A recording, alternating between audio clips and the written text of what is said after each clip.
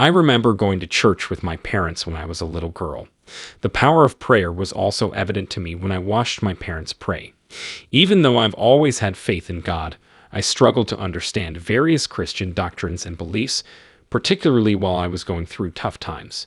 I used to wonder if my level of devotion was sufficient to feel God's favor and get His benefits. Something life-altering didn't happen to me until I was 25 years old. Because of this, I was able to surrender my life to God and grow in my relationship with Him.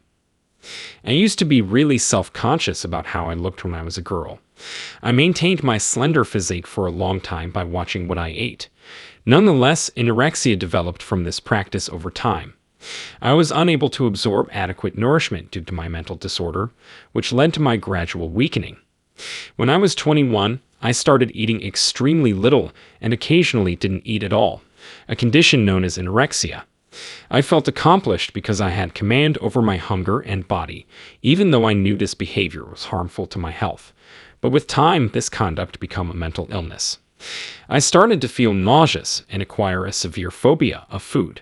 Similarly, my weight decreased significantly. My anorexia had progressed to a severe state by the time I reached the age of 25. Even going about my regular day would be too much for me. Many of my loved ones were concerned about my health and begged me to get medical help. But my mental health was already in shambles, and my physical health was deteriorating rapidly.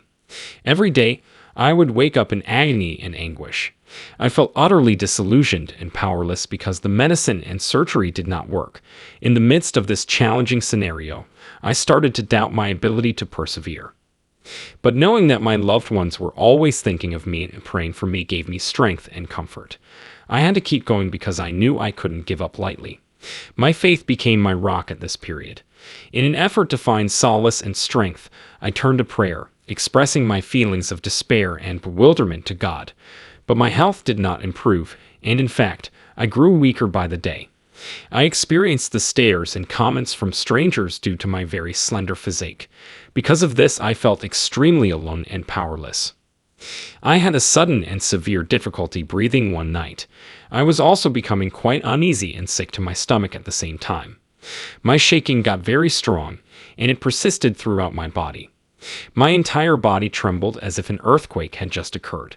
I attempted to collect myself because I knew it was just momentary. But I didn't improve. There was absolutely no strength in my legs anymore. I felt like I would pass out at any second. I was beginning to worry that I was going to pass out or die. At last, I gave in and fell to the floor of my bedroom. Slowly but surely, my awareness waned, and the world around me grew increasingly hazy and surreal. All of a sudden, it was as if my mind had escaped from my physical form and was floating freely in the air. My slender frame lay on the ground, and I was taken aback. It never occurred to me that I would abandon my body in such a condition. After a lengthy period of not looking at myself in the mirror, I noticed that my skin had grown abnormally pale and my muscles had shrunk in size. The excruciating agony and misery continued even after I had left my body. It haunted me like a demon. I could feel my spirit fading and my body deteriorating. I made every effort to return to my normal self, but to no avail. I was ensnared in a see-through prison. Running footsteps on the stairs were heard by my mother. As I looked down at my lifeless corpse, I felt like an observer. I yearned to scream for my mother, but the blackness seemed to engulf my voice. My fear levels rose, and I yelled out once again, but nobody answered. At that very moment, a massive black hole materialized directly above my head. It seemed like it was going to engulf my entire being as it continued to swirl. The entire time I was in that tunnel, it was completely dark. My entire body seemed to be weightless, as if I were soaring through the sky. A speck of light appeared in front of me. By the time I made it through that light, a breathtaking panorama had opened up before me. The air was filled with the entrancing aroma of the many flowers that surrounded me. I scrutinized every blossom in great detail, and they were all exquisite. In the distance, there was a turquoise field as well. I felt a complete and utter absence of discomfort. When I reached heaven, I knew it. The person who materialized before me was none other than my grandma.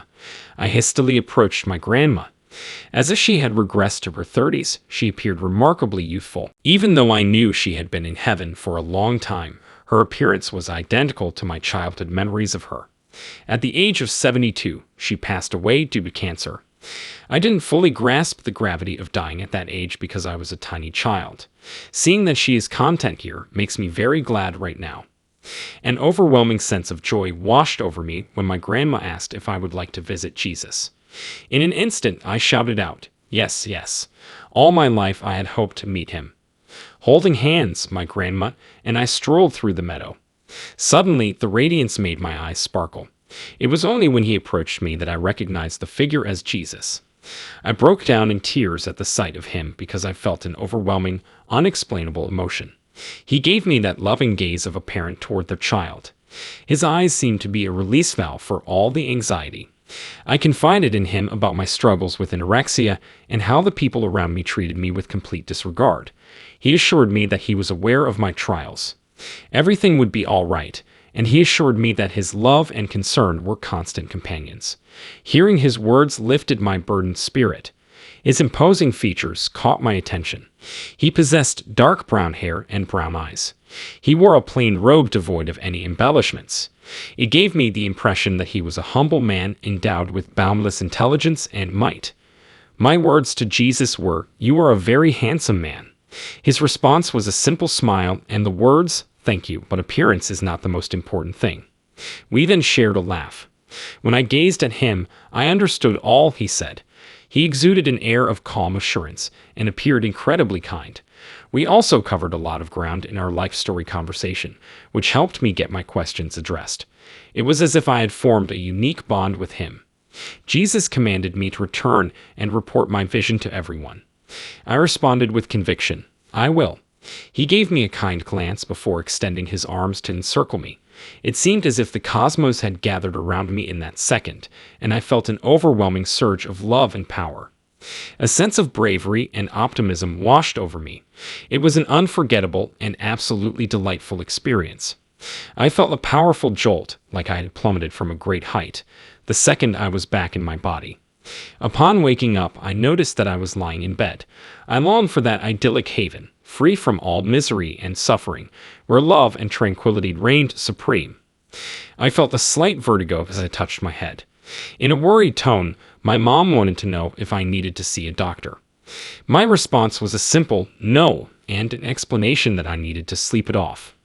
All I could do as I laid in bed was stew over what had transpired. Even though I knew I had my own duties and a purpose to complete, I longed for the serenity of being there.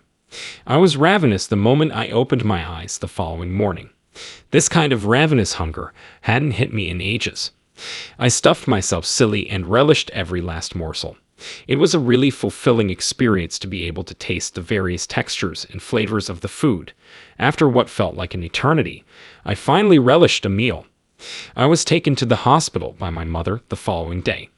There was nothing out of the ordinary when the doctor checked my vitals. After a few days, I received a call from the doctor, who wanted to schedule an appointment to see me due to an unusual finding. Much to his astonishment, he informed me that my kidney function had returned to normal.